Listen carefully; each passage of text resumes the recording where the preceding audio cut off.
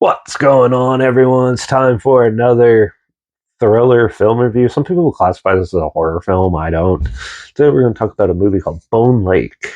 It was released October 3rd, 2025, and it was directed by Mercedes Bryce Morgan, who did films like Spoonful of Sugar, Stargate Origins, and Stargate Catherine, and Fixation, and Marshmallow and Bastille Happier.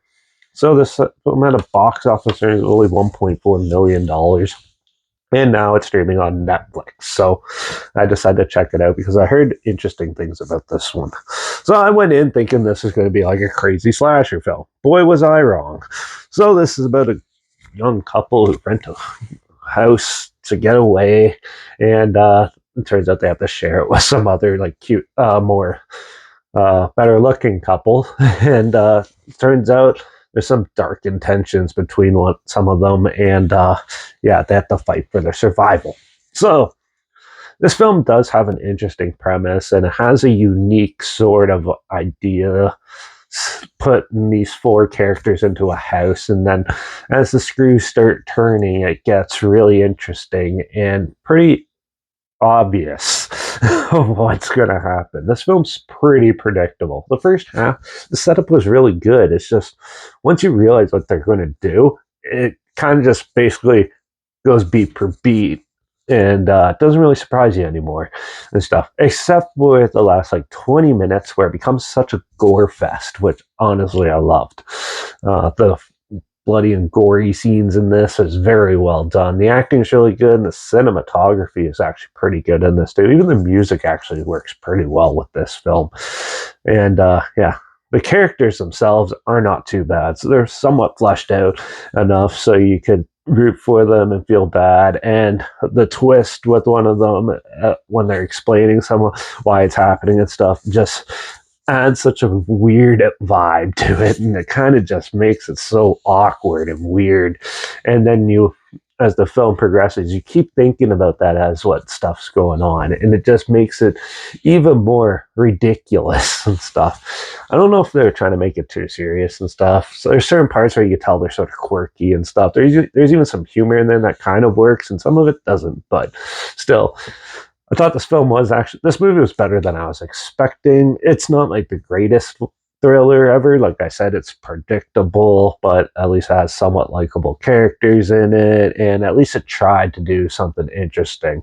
It's not like where I had a cool idea, like in bodies, and totally messed it all up. This one does a pretty good job at it. It does have a sort of bodies feel to it, sort of like the A24 Neon Pictures feel to it. It kind of has that, but it's definitely a little different.